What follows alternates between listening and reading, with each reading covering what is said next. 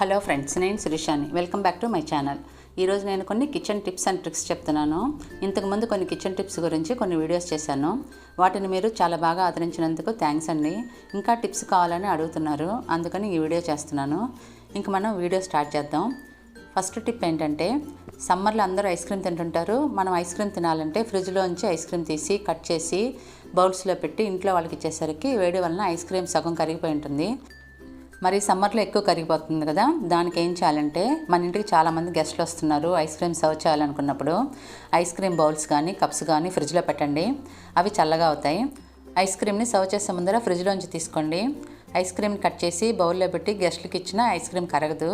చల్లగా ice cream bowl ఉంటుంది కదా, అందరూ ఎంజాయ్ చేస్తారు. ఇది చాలా మంచి ట్రిక్ అండి ఐస్ క్రీమ్ కరగకుండా ఉండడానికి. మీరు తప్పకుండా ట్రై చేయండి. నెక్స్ట్ టిప్ ఏంటంటే, డ్రై ఫ్రూట్స్ స్టోరేజ్ గురించి. ముందర నేను డ్రై ఫ్రూట్స్ని చాలా నెలల్లో స్టోర్ చేయాలంటే ఫ్రిడ్జ్లో పెట్టచ్చు అని చెప్పాను. అలా పెట్టడం వల్ల చెడిపోకుండా ఉంటాయి. ఇప్పుడు ఇంకొక టిప్ చెప్తున్నాను. మనం డ్రై ఫ్రూట్స్ని ఏ డబ్బాలో పెట్టుకుంటామో ఆ డబ్బాలో ఉప్పు వేసుకోండి. వేసుకున్న తర్వాత ఇలా స్ప్రెడ్ చేయండి. ఒక టిష్యూ పేపర్ని లోపల పరవండి.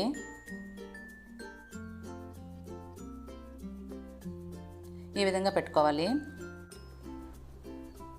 టిష్యూ పేపర్ పైన డ్రై ఫ్రూట్స్ని వేసుకోండి. క్లోజ్ చేయాలి.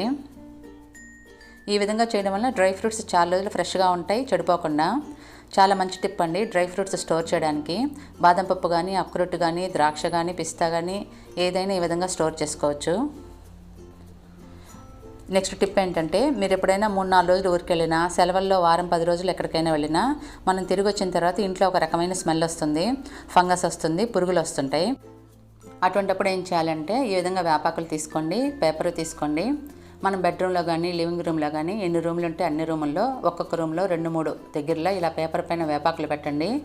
మనం తిరిగి వచ్చేసరికి ఇల్లు ఫ్రెష్గా ఉంటుంది, స్మెల్ రాకుండా, వస్తువులపైన ఫంగస్ రాకుండా ఉంటుంది, పురుగులు కూడా ఎక్కువ ఉండవు. ఇది చాలా మంచి ట్రిక్ అండి, మీరు తప్పనిసరిగా ఒకసారి ట్రై చేయండి. నెక్స్ట్ ఏంటంటే, అప్పడాలని ఎలా స్టోర్ చేయాలి. అప్పడాలని ఒక ఎయిర్ టైట్ కంటైనర్లో పెట్టి క్లీన్గా ఉండే కబ్బోర్డ్లో పెట్టండి. ఇంకొక రకం ఏంటంటే, అప్పడాలని ఈ విధంగా ఒక ఎయిర్ టైట్ కంటైనర్లో పెట్టి అన్నీ ఇలా ఒక డబ్బాలో పెట్టుకొని, ఒక స్పూన్ మెంతుల్ని ఆ డబ్బాలో ఇలా వేయండి.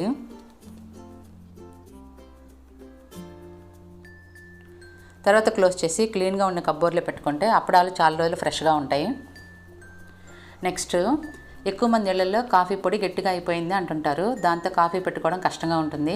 ఇది అందరికీ జరుగుతుందండి, గట్టిగా అవడం. ఇది గడ్డగట్టకుండా ఒక మంచి ఉపాయం ఉందండి. అదేంటంటే, ఈ విధంగా ఒక కాటన్ క్లాత్ తీసుకోండి. దానిలో ఒక స్పూన్ బియ్యం వేసుకొని ఈ క్లాత్లో వేసి ముడి వేసుకోండి.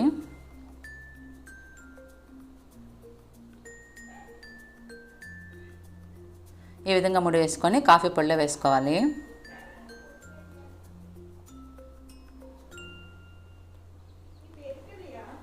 బియ్యం కాఫీ పొడిని గడ్డకట్టకుండా చేస్తుంది. ఒకసారి ఈ టిప్ని ట్రై చేయండి.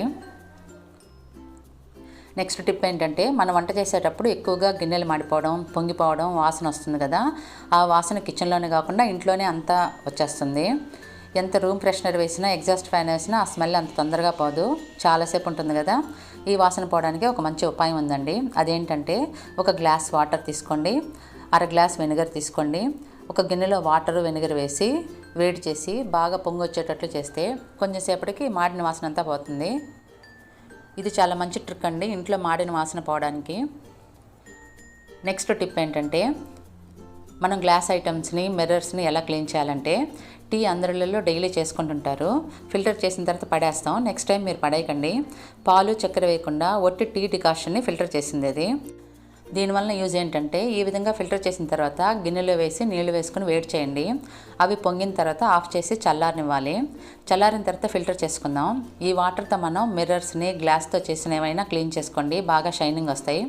ఇది అందరికీ బాగా యూజ్ అవుతుందండి, ఎందుకంటే అందరిలో టీ చేసుకుంటుంటాం కాబట్టి వేస్ట్ చేయకుండా ఆ వాటర్తో గ్లాస్ ఐటమ్స్, మిర్రర్స్ క్లీన్ చేసుకోండి. నెక్స్ట్ టిప్ ఏంటంటే, కిచెన్ ప్లాట్ఫామ్ని, ఫ్లోరింగ్ని బాగా మెరవాలంటే ఏం చేయాలంటే, వేడి నీళ్ళు తీసుకోండి. దాంట్లో అరకప్పు వెనిగర్ తీసుకొని ఈ వేడి నీళ్ళల్లో కలపండి. ఈ నీళ్ళతో కిచెన్ ప్లాట్ఫామ్ని, ఫ్లోర్ని తుడిస్తే బాగా క్లీన్ అయ్యి షైనింగ్ వస్తాయి. ఈ టిప్స్ అన్నీ మీకు నచ్చాయని అనుకుంటున్నాను. ఈ టిప్స్లో మీకు ఏ టిప్ నచ్చిందో నాకు మీ ఫీడ్బ్యాక్ని కామెంట్ సెక్షన్లో రాయండి. ఈ వీడియో నచ్చితే లైక్ చేయండి, మీ ఫ్రెండ్స్కి రిలేటివ్స్కి షేర్ చేయండి. నా ఛానల్ని సబ్స్క్రైబ్ చేయడం మర్చిపోకండి. Thank you for watching.